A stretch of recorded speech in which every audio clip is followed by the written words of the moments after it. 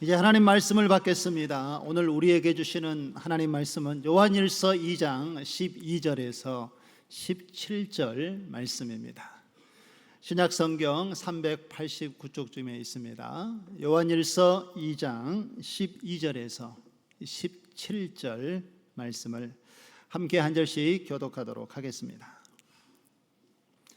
자녀들아, 내가 너희에게 쓰는 것은 너희 죄가 그의 이름으로 말미암아 사함을 받았음이요,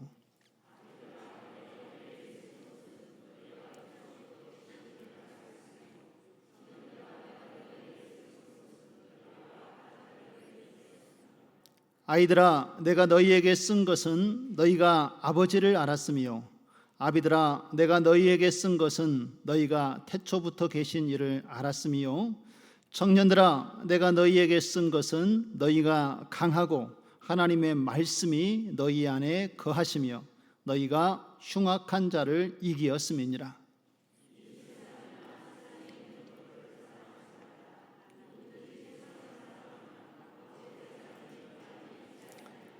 이는 세상에 있는 모든 것이 육신의 정욕과 안목의 정욕과 이생의 자랑이니 다 아버지께로부터 온 것이 아니요 세상으로부터 온 것이라.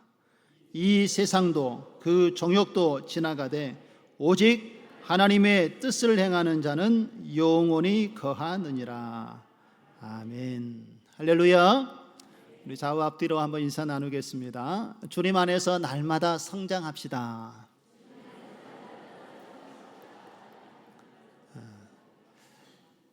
죄로 죽었던 우리를 하나님께서 살리셨고 어린아이와 같이 연약한 믿음의 신앙을 시작했지만 하나님께서 장성한 분량에 이르도록 우리의 삶을 이끄시고 여기까지 인도해 주신 줄로 믿습니다.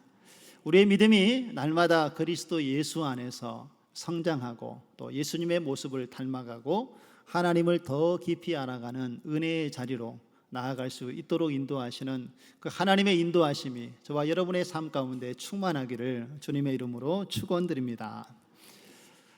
하나님의 자녀로 부르심을 받은 믿음의 공동체를 바로 교회라고 하는데요, 이 교회 안에는 다양한 사람들이 함께 모여 하나님을 예배하고 또 믿음의 교제를 나누어 가고 있습니다. 그들 중에는 어떤 사람은 갓난 아이와 같이 믿음의 신앙을 이제 막 시작한 초신자도 있고요, 또 오랜 시간 동안 예수님을 믿고 하나님을 섬긴 믿음의 신앙을 깊게 한 오랜 신자들도 있는 것을 볼 수가 있습니다. 그런데 여러분, 중요한 것은요, 우리가 초신자가 되었든 오랫동안 믿음의 신앙을 가진 신앙의 연륜을 가지고 있든지 간에 중요한 것은 예수 그리스도를 영접한 하나님의 자녀라면 누구든지 영적 성숙을 이루어 가야 한다라는 것입니다. 그 자리에 머물러 있는 것이 아니라 말씀 안에서, 그리스도 안에서 계속해서 자라가야 한다라는 것이지요. 오늘 본문의 말씀에 사도 요한도 그리고 성경의 여러 말씀을 기록한 저자들도 한결같이 강조하는 것이 성장과 성숙을 이야기하고 있다는 것입니다. 베드로 사도도 베드로전서 2장 2절의 말씀에 보면 이렇게 권면을 하고 있습니다. 베드로전서 2장 2절의 말씀에 보면 갓난 아기들 같이 순전하고 신령한 젖을 사모하라. 이로 말미암아 너희로 무엇에 이르도록 자라게 함이라고 말씀하고 있습니까? 구원에 이르도록 자라게 하기 위하여서 신령한 젖을 사모하라라고 이야기하고 있습니다. 여러분, 어린 아이가 태어나서 저절로 자랄 수가 있습니까? 혼자 성장할 수는 없지요. 어머니의 젖을 먹고 어머니 품에 안겨 있을 때에 갓난아기는 건강하게 자라고 성장할 수가 있습니다. 마찬가지로 우리 믿음의 신앙도 이와 같습니다. 우리가 예수 그리스도를 영접한 그 순간 우리는 그때부터 영적 갓난 아이가 되어 영적인 신앙의 여정을 시작하게 되는 것입니다. 갓난 아이가 자라기 위해서 어머니의 젖을 먹는 것처럼 우리의 신앙도 자라기 위해서 우리의 영적인 아버지가 되시는 하나님의 품에 안겨서 바로 여기서 말하는 순전하고 신령한 젖이라는 하나님의 말씀을 먹고 하나님을 의지할 때에 우리도 믿음의 신앙이 날마다 자라고 성장하게 될 줄로 믿습니다. 예수 그리스도 안에서 이제 우리가 새 생명을 얻었다라면 이 생명의 본질적인 특징은 계속해서 자란다라는 것을 우리가 기억하면서 우리의 믿음의 신앙도 하루하루 자라가야 한다라는 것입니다. 우리가 주님 안에 그 생명을 가지고 있고 생명의 주 대신 아들이 우리 안에 계시다면 우리의 신앙은 날마다 그 자리에서 계속해서 성장하게 될 줄로 믿습니다. 그런데 여러분, 우리의 믿음의 신앙이 교회를 오래 다닌다고 해서 또 우리가 나이가 많이 들어간다고 해서 저절로 자라나는 것은 아닙니다. 우리의 신앙의 성숙은 내가 애쓰고 노력한 만큼 이루어지게 된다는 것을 기억하시기 바랍니다. 우리의 구원은 우리의 특별한 노력이 없이 믿음으로 하나님의 은혜의 선물로 주어진 것이지만 신앙의 성숙은 우리가 하나님 앞에 붙들림 바 되어지고 그 은혜를 사모하는 자에게 주어지는 하나님의 은혜이고 축복인 것을 기억하시기 바랍니다. 오늘 본문 말씀을 통해서 우리는 우리의 신앙이 어느 단계에 올라와 있는지 그리고 어떻게 우리의 신앙을 더 성숙해 나아갈 수 있는지에 대해서 함께 살펴보고 그 은혜를 나누는 시간을 갖고자 합니다. 그러면 먼저 영적 신앙의 1단 성장의 1단계는 어떤 단계일까요? 바로 그것은 예수 그리스도를 영접한 영적 갓난아기의 단계로부터 시작한다라는 것입니다. 오늘 12절의 말씀을 한번 보실까요? 자녀들아, 내가 너희에게 쓰는 것은 너희 죄가 그의 이름으로 말미암아 사함을 받았으며 라고 오늘 본문의 말씀이 시작하고 있는 것을 보게 됩니다. 여기서 12절의 앞부분에 보면 자녀들아 라고 이렇게 이야기를 하고 있죠. 우리 한글 성경은 원어 성경을 번역하거나 또 영어 성경, 다른 성경들을 번역하면서 기록되어진 말씀이기 때문에 어떤 부분에 있어서는 그 원어의 의미를 정확하게 살려서 번역을 하지 못한 단어들이 종종 있습니다. 오늘 이 자녀들아라는 단어와 또 오늘 14절에 보면 아이들아라고 이야기를 하고 있는데 우리 한글 개역 성경에서는 자녀들, 아이들 하면 그냥 같은 부류로 생각을 하고 크게 구분지어 이야기하지 않습니다. 그런데 오늘 헬라어 원문의 성경의 말씀을 자세히 살펴보면 오늘 12절에서 말하는 자녀들아 그리고 14절에서 말하는 아이들아라는 단어는 분명하게 다른 의미로 사용되어지고 있는 것을 알 수가 있습니다. 12절에 이야기하는 이 자녀들이라는 단어는 헬라어로 테크니온이라는 단어인데 이 단어의 뜻은 이제 막 태어난 갓난아기라는 의미를 가지고 있습니다. 그러니까 막 태어나서 새 생명을 가진 존재를 이야기하는 단어가 자녀들라고 여기서 테크니온이라는 단어를 사용을 했고요. 또 14절의 말씀에 아이들이라는 단어는 파이디온이라는 헬라어 단어인데 이 단어의 뜻은 자라서 뜀박질하면서 놀기를 좋아하는 어떤 생동감이 넘치는 아이의 모습을 이야기할 때에 파이디온, 아이들이라고 이렇게 이야기를 합니다. 그래서 의미가 좀 구분이 되어지고 차이가 있는 것을 볼 수가 있지요. 그래서 오늘 1단계에 이야기하는 이 자녀들아라는 이 단어의 의미는 테크니온이라는 단어의 의미입니다. 갓난아이라는 의미를 가지고 있다는 것이죠. 그렇다면 여러분, 갓난아이가 태어나서 그 아이가 가지고 있는 가장 중요한 특징은 무엇일까요? 아이가 태어나게 되면은 이 아이는 태어나는 순간 새 생명을 가지게 됩니다. 그리고 그 생명을 부여받은 순간 그는 인생의 새로운 여정을 시작하게 된다는 것이지요. 그래서 갓난아이에게 주어진 그 중요한 특징은 새 생명이고 새로운 삶의 시작이라는 것을 우리에게 말씀을 해주고 있습니다. 아이가 태어나서 갓난아이로 태어났지만 시간이 지나면서 그 생명을 가지고 성장해 가는 것처럼 우리의 신앙의 여정도 마찬가지라는 것입니다.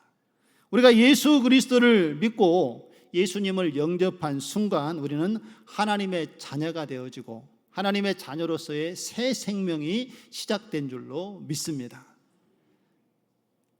예수 그리스도 안에서 새 생명을 얻었다라는 것은, 오늘 12절의 말씀을 다시 한번 보실까요?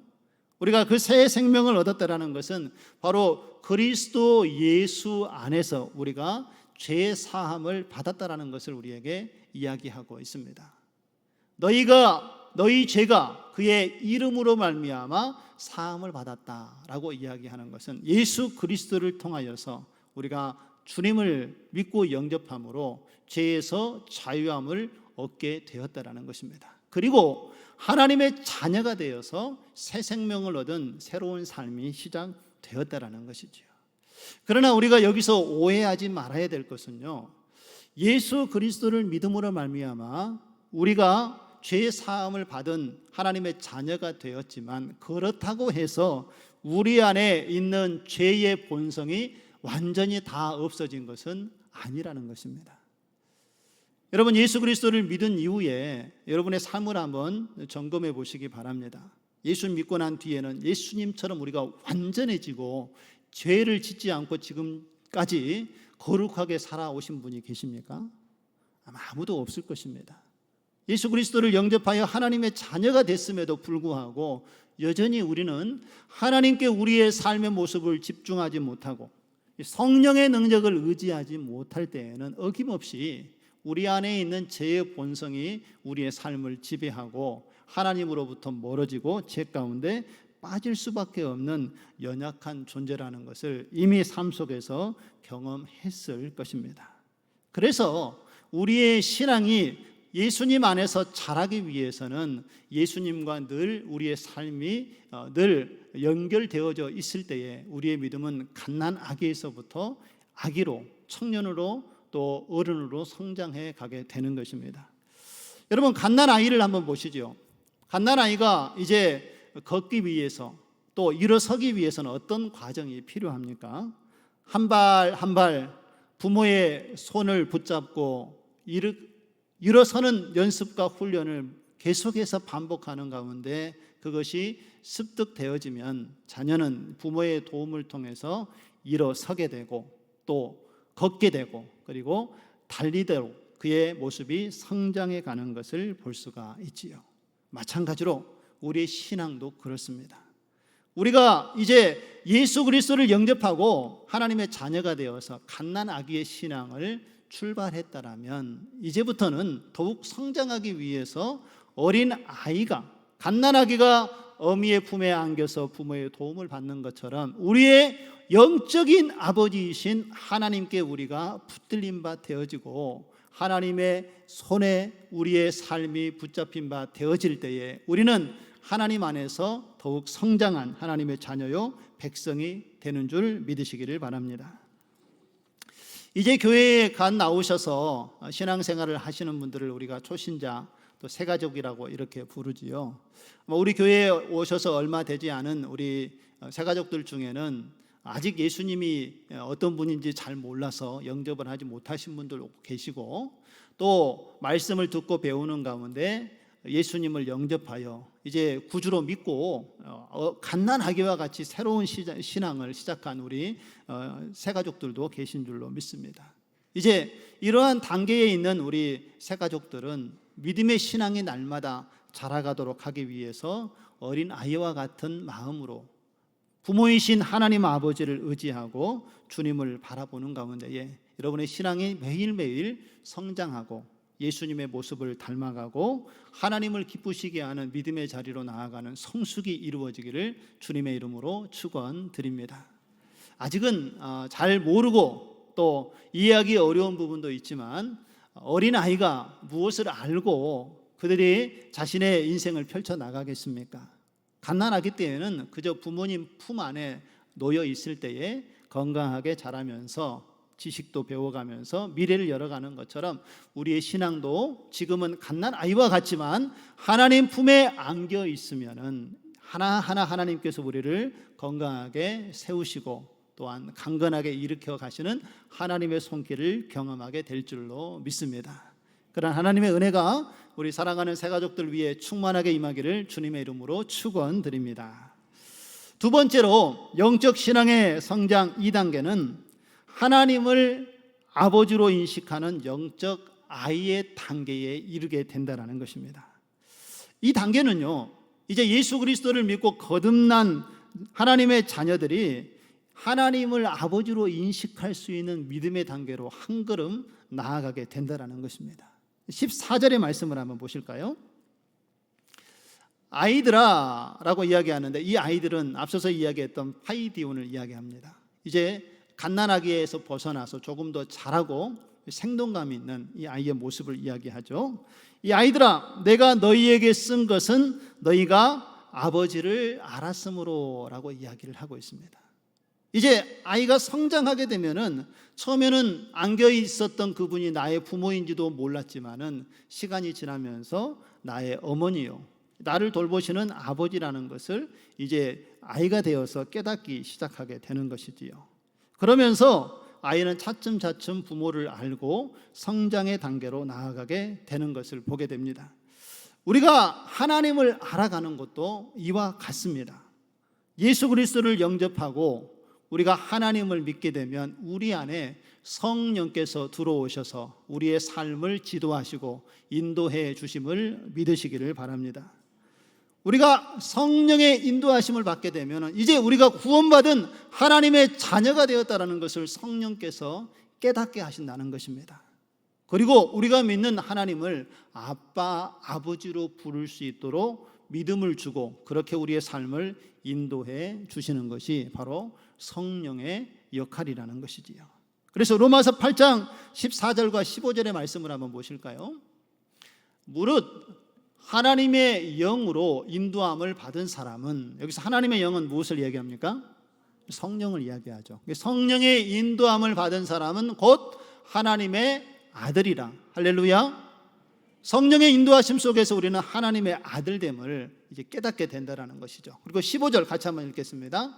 너희는 다시 무서워하는 종의 영을 받지 아니하고 양자의 영을 받음으로 우리가 아빠, 아버지라고 부르짖느니라. 할렐루야. 이것이 하나님께서 우리에게 주신 얼마나 큰 은혜이고 축복입니까? 그 전능하신 아버지를, 하나님을 아버지로 부를 수 있고 그 아버지를 아빠라고 부를 수 있는 하나님의 은혜가 이제 아버지를 아는 지식에 이르는 가운데에 우리의 신앙의 성숙으로 나타나게 된다는 것입니다. 그런데 여러분, 아이의 약점이 무엇입니까? 아이는 순수하게 부모의 그 인도함을 따라서 하나하나 배우고 성장해 가지만 이 아이는 부모에 대해서 인식하는 지식이 자라났다 할지라도 여전히 옳고 그름이 무엇인지 분별하기에는 아직은 성장하지 못한 단계에 있는 모습인 것을 볼 수가 있습니다. 그래서 무엇이 옳고 그른지, 무엇이 위험하고 위험하지 않은지를 아이들은 아직은 분별할 수 없는 단계라는 것이죠. 그런데 이 옳고 그름을 어떻게 분별하게 됩니까? 부모의 교육을 통하여서 아이는 옳고 그름을 하나하나 배우고 분별해 가게 되는 것이지요. 우리의 신앙도 마찬가지입니다. 갓난아기에서 이제 하나님을 아는 지식이 늘어나면서 우리의 신앙의 모습이 조금 성숙해 가지만은 여전히 하나님을 아버지로 부를 수 있는 믿음은 자라났지만 이 영적인 분별력이 아직 성장하지 않은 단계는 바로 아이와 같은 영적인 단계라고 이야기를 하고 있는 것입니다. 그래서 아이와 같은 영적인 단계에 있는 사람은 이 영적인 분별력을 가질 필요가 있겠지요. 그 영적인 분별력은 그러면 어디에서부터 오는 것일까요? 바로 그것은 하나님의 말씀의 기준이 되어질 때에 영적인 분별력을 가지고 우리의 믿음의 신앙이 성숙하게 되는 것을 기억하시기 바랍니다. 세상의 기준이 아니고 내 삶의 생각이 기준이 아니라 하나님의 말씀이 삶의 기준이 되어질 때에 우리는 영적으로 분별하여 하나님의 뜻을 알고 하나님의 길을 온전하게 걸어가게 될 줄로 믿습니다. 예수 그리스도를 영접하고 거듭난 사람이라면은 하나님의 말씀이 삶의 기준으로 삼고 나아갈 때에 우리 안에 계시는 성령께서 우리에게 가르침을 주시고 바르게 판단하게 하시고 바른 길을 걸어갈 수 있도록 인도하는 가운데 점진적인 믿음의 신앙을 경험하도록 하나님께서 우리의 삶을 이끌어 주실 줄로 믿습니다. 저와 여러분이 이제 갓난 아기에서 벗어나서 아이의 신앙으로 성장하였다면, 더 우리의 신앙의 성숙을 이루어가기 원하신다면 하나님의 말씀을 삶의 기준으로 삼으시기 바랍니다. 그 말씀이 내 삶의 기준이 되어질 때에 우리는 더욱 하나님의 사람으로, 하나님께서 원하시는 모습으로 신앙의 성숙과 진보를 이루게 될 줄로 믿습니다. 세 번째로, 영적인 신앙의 성장 단계는 하나님의 말씀을 따르는 영적 청년의 단계에 이르게 되는 것입니다. 여러분, 이 단계는 단순히 우리가 하나님의 자녀가 되어지고 또 기도의 응답을 누리는 것으로 그치는 것이 아니라, 이제는 사탄 마귀와 영적 전쟁에서 그 싸움에서 이길 수 있는 믿음의 단계까지 이르게 되는 과정을 소개하고 있는 것입니다. 13절과 14절의 말씀을 한번 보실까요? 청년들아, 내가 너희에게 쓰는 것은 너희가 악한 자를 이기었음이라 라고 이야기를 합니다. 또 14절에 보면 청년들아, 내가 너희에게 쓴 것은 너희가 강하고 하나님의 말씀이 너희 안에 거하시며 너희가 어떠한 자를 이겼다라고 이야기하고 있습니까? 흉악한 자를 이기었음이라 라고 이야기를 하고 있습니다. 오늘 사도 요한은 이 청년의 신앙의 성숙을 이룬 사람들의 모습 가운데 나타나는 현상은 악한 자를 이기고 흉악한 자를 이기는 영적 전쟁에서 승리하는 자가 되었다라는 것을 이야기하고 있는 것입니다. 그러면 여러분, 여기서 말하고 있는 악한 자 그리고 흉악한 자는 누구를 지칭하여 이야기하는 것이겠습니까? 그렇죠. 사탄 마귀를 이야기하는 것입니다. 사탄 마귀가 하나님의 말씀 앞에 서지 못하도록 우리를 유혹하고 두려움에 떨게 할 때에 이것을 이기도록 하나님께서 우리의 신앙을 성숙하게 이끌어 가신다는 것입니다. 그러면 어떻게 이러한 악한 사단의 유혹으로부터 우리가 벗어나서 영적 싸움에서 이길 수 있게 되는 것일까요? 그 근거가 어디에 있습니까? 14절의 말씀을 자세히 읽어보면 우리가 어떠한 하나님의 은혜로 영적 전쟁에서 이기게 되는지에 대해서 분명하게 이야기를 하고 있습니다. 청년들아, 내가 너희에게 쓴 것은 너희가 강하고 하나님의 말씀이 너희 안에 거하시며 너희가 흉악한 자를 이기었음이라 라고 이야기를 하고 있습니다. 하나님의 말씀이 어디에 거하고 있다고요? 너희의 마음 속에, 너희의 삶 속에 말씀이 거하게 될 때에 우리는 사단으로부터 모든 영적 싸움에서 이기고 승리하는 하나님의 자녀요 백성이 된다는 것을 기억하시기 바랍니다. 시편 119편 9절과 11절에도 동일하게 우리에게 선포하고 있습니다. 9절 한번 읽어보실까요? 청년이 무엇으로 그 행실을 깨끗게 하리이까? 주의 말씀만 지킬 따름이니이다. 할렐루야. 우리의 마음을 정결하게 하기 위해서는 하나님의 말씀을 우리의 마음속에 둘 때에 우리는 그 말씀으로 우리의 정결한 신앙을 거룩함으로 지키게 될 줄로 믿습니다. 또 11절 한번 같이 읽어보시죠. 내가 주께 범죄하지 아니하려 하여 주의 말씀을 내 마음에 두었나이다. 할렐루야. 내 마음을 어디에 두었다고? 하나님의 말씀을 어디에 두었다고요? 내 마음에 두었다라는 것입니다. 하나님의 말씀을 따르고 하나님의 말씀을 내 마음에 두었다라는 것은 하나님께서 내 삶의 주인 되어 주시고 내가 그 하나님께서 삶의 주인 되심을 인정하고 믿음의 길을 걸어가겠습니다 라고 다짐하는 신앙의 고백 아니겠습니까? 하나님의 말씀을 지키고 하나님의 말씀을 매일 묵상하고 사는 사람은 죄를 이기도록 하나님께서 우리의 삶을 인도하시고 세상을 이길 수 있는 믿음을 주시고 마귀의 모든 유혹을 물리칠 수 있도록 우리에게 강한 은혜로 우리의 삶을 이끌어 주신다는 것을 믿으시기 바랍니다. 왜냐하면 하나님의 말씀은 살아 운동력이 있는 능력의 말씀이 되시기 때문임을 믿으시기 바랍니다. 어떠한 환경과 상황 속에서도 우리가 세상의 유혹에 넘어지지 않도록 우리의 삶을 지키시는 것이 하나님의 말씀인 것을 기억하시고, 그 말씀 가운데 우리의 삶을 하나님 앞에 온전히 내어드리는 가운데에 영적 청년의 신앙의 수준을 통하여서 우리가 하나님과 늘 동행하는 그러한 믿음의 삶을 살아갈 수 있는 저와 여러분 되어지기를 주님의 이름으로 축원드립니다. 우리가 영적 청년의 신앙의 단계에 이르게 되면은요, 이 청년의 신앙의 단계에서는 하나님의 사랑을 입은 자인 것을 스스로가 이제 깨닫기 시작합니다.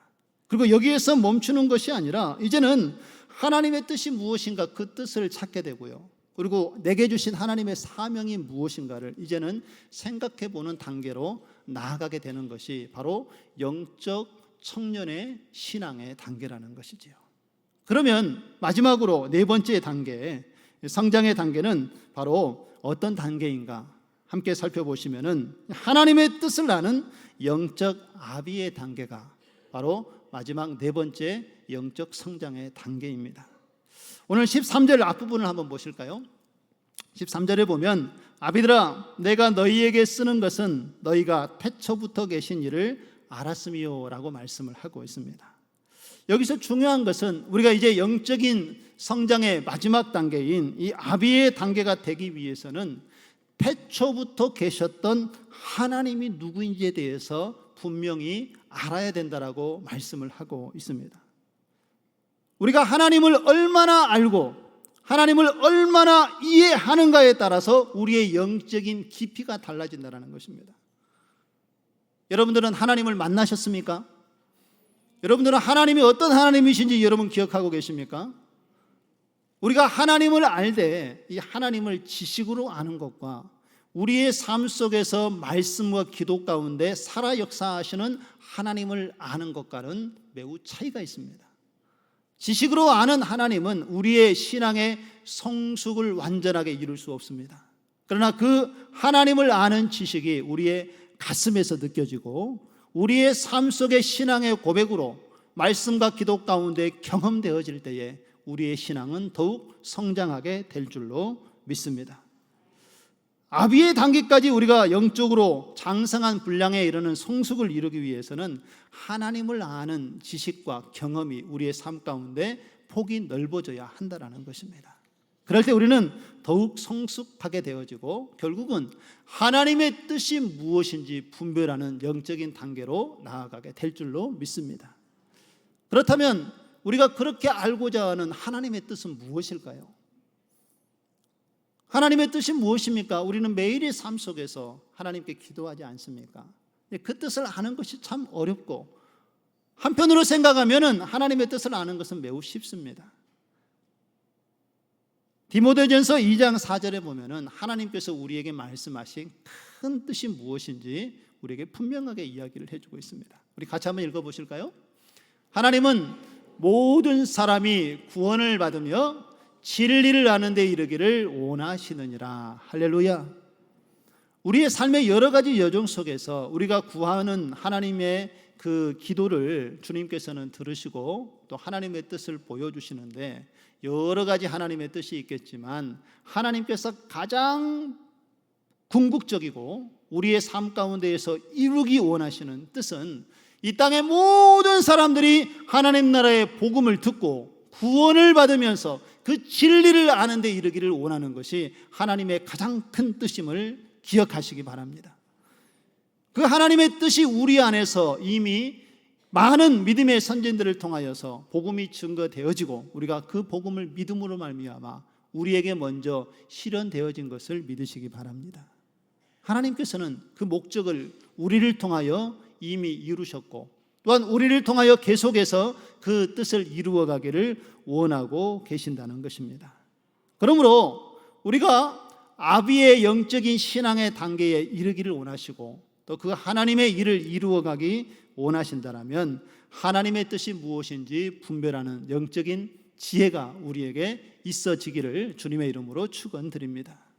그 영적인 지혜를 우리가 가지고 하나님의 뜻을 분별하게 될 때에 우리는 어떠한 자리에 있든지 간에 하나님께서 기뻐하시는 일을 이루어가기 위해서 복음의 증인으로 살아가게 될 줄로 믿습니다.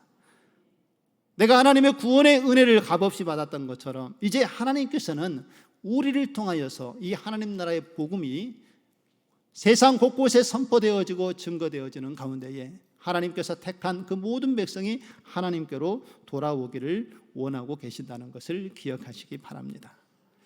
우리는 지금까지 영적인 성장의 4가지 단계를 살펴보았습니다.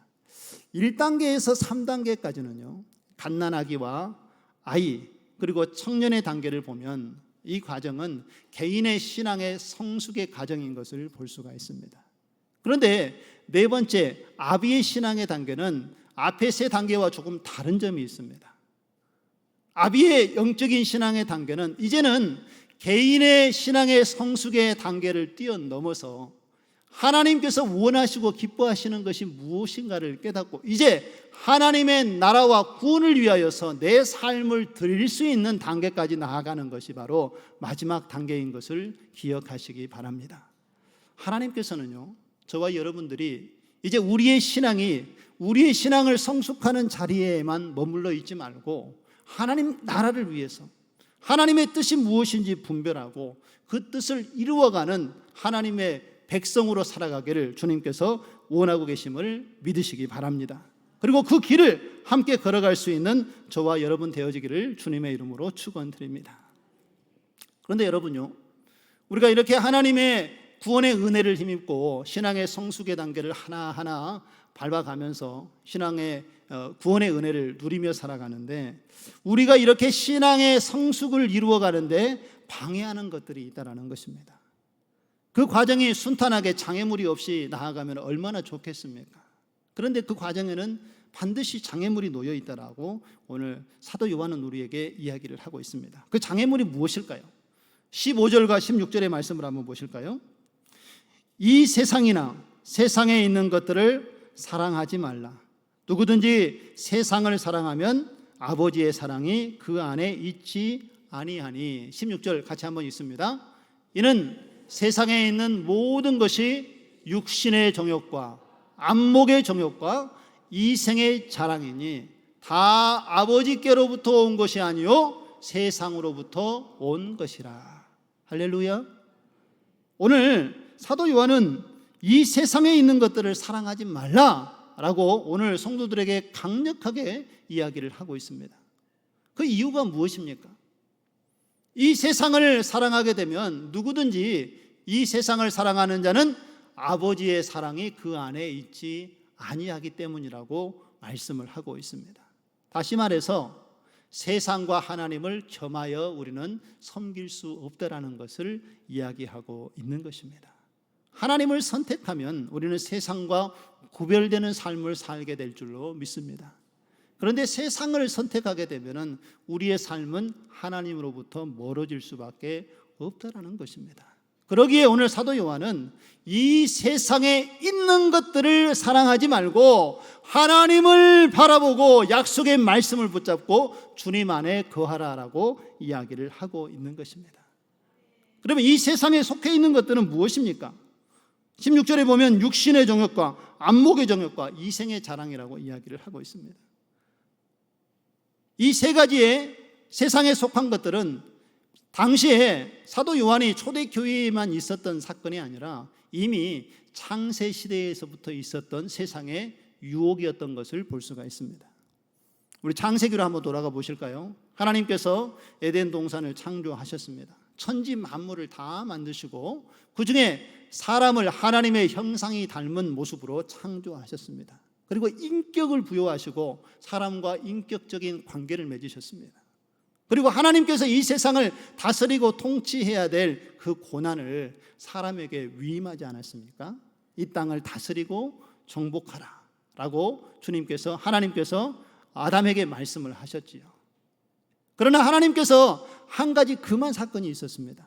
에덴 동산에 있는 모든 나무의 실과는 내가 다 먹어도 좋으나 선악을 알게 하는 나무의 열매만은 먹지 말아라 하고 하나님께서 명령을 하셨지요.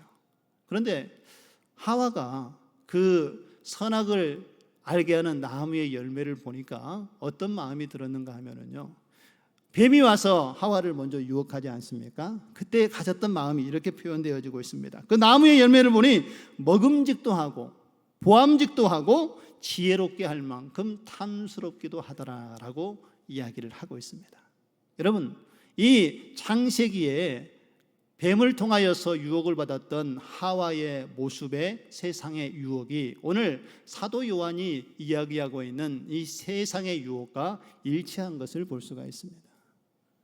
먹음직도 하고 라고 이야기하는 것은 바로 오늘 사도 요한이 이야기하는 육신의 정욕을 이야기합니다. 우리의 삶 가운데 먹고 즐기는 것, 쾌락적인 것을 이야기하는 것이고요.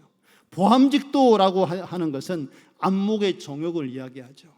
우리가 세상에 살면서 좋은 집도 갖고 싶고 좋은 차도 갖고 싶고 좋은 직장도 얻고 싶은 어떤 개인적인 욕망에 앞서는 그러한 욕심에 대해서 이야기를 하는 것이고, 지혜롭게 할 만큼 탐스럽게 한다는 것은 이생의 자랑을 이야기합니다. 이 땅에서 부와 명예를 쌓고 자신의 어떠한 능력을 세상 앞에 드러내고자 하는 그러한 세상의 유혹들을 오늘 사도 요한이 이 창세 때부터 있었던 그 유혹에 대해서 우리에게 이야기를 하고 있는 것입니다. 그런데 여러분, 이 유혹이 창세 때만 있었고 이 초대교회 시대만 있었던 유혹입니까? 그렇지 않습니다.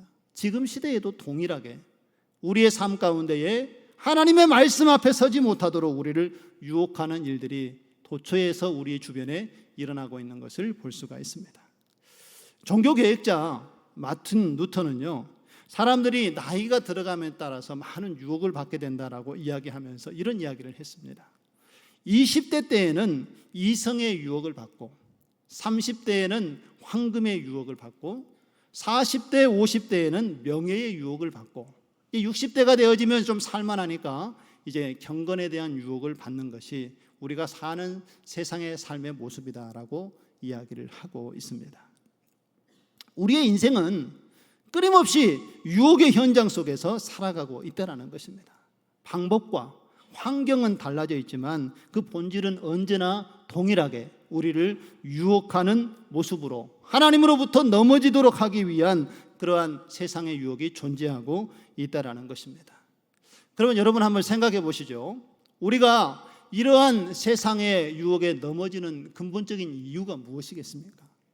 여러분들은 어떨 때 이 세상의 유혹에 쉽게 넘어집니까? 어떤 마음이 있기에 우리가 하나님을 믿고 하나님의 자녀가 되었고 구원받은 하나님의 백성이라고 믿음의 신앙을 고백했음에도 불구하고 다시 이러한 세상의 유혹에 넘어지게 되는 것일까요? 그 근본적인 이유는 우리가 바라보는 이 세상, 우리가 추구하는 이 욕망이 마치 이 땅에서 영원히 누릴 수 있는 것처럼 여겨지기 때문에 우리는 이 유혹에 넘어지게 된다는 것입니다. 하나님 외에는 이 세상에 영원한 것이 없음을 기억하시기 바랍니다. 그렇기 때문에 우리는 세상의 것에 우리의 삶을 맡기는 것이 아니라 영원한 것을 우리에게 부여하시는 하나님께 우리의 인생을 맡기고 주님을 바라보는 삶이 되어져야 될 줄로 믿습니다. 그래서 오늘 사도 요한은 하나님의 뜻을 행하는 자가 영원한 자라고 이야기하면서 오늘 17절에 이렇게 이야기를 하고 있습니다. 우리 한번 같이 읽어보실까요? 이 세상도 그 정욕도 지나가되 오직 하나님의 뜻을 행하는 자는 영원히 거하느니라. 할렐루야. 이 세상의 것은 다 사라지고 없어질 것이지만 하나님의 나라는 영원한 것이고 하나님의 구원의 은혜는 변치 않는 것을 믿으시기 바랍니다. 그 하나님의 은혜 안에 거하는 자가 바로 영원한 하나님의 은혜의 축복을 누리는 하나님의 언약의 자녀요 백성이 된다는 것을 우리에게 분명하게 말씀을 해주고 있습니다. 이제 말씀을 맺겠습니다. 그렇다면 한 가지 질문을 드립니다. 우리의 믿음의 신앙은 어느 단계에 와 있습니까? 여러분의 신앙의 단계는 갓난 아이의 단계에 있습니까? 아니면 아이의 단계에 있습니까? 청년의 단계에 있습니까? 아니면 아비의 단계에 있습니까? 어떤 위치에 있든지 간에 지금은 그것이 중요하지 않습니다. 물론 우리는 아비의 단계에 나아가기까지 우리의 신앙의 성숙을 위하여 부단한 노력이 필요합니다. 그러나 중요한 것은 지금 내가 어떤 단계에 있는지 우리 스스로를 점검하고 우리는 그 다음 단계의 성숙을 위한 하나님을 향한 열정이 있다라면 우리의 신앙은 계속해서 성장하고 하나님의 뜻을 이루어가는 하나님의 자녀요 백성이 될 줄로 믿습니다. 오직 하나님의 뜻을 행하는 자는 영원히 거하느니라는 오늘 사도 요한의 이 말씀처럼 우리의 소망을 하나님께 두시고 하나님의 말씀을 행하고 열매 맺는 거룩한 성도의 삶을 통하여서 하나님의 이름을 세상에 드러내고 이제 하나님의 뜻을 붙잡고 하나님 나라의 복음의 증인으로 살아갈 수 있는 저와 여러분 되어지기를 주님의 이름으로 축원드립니다.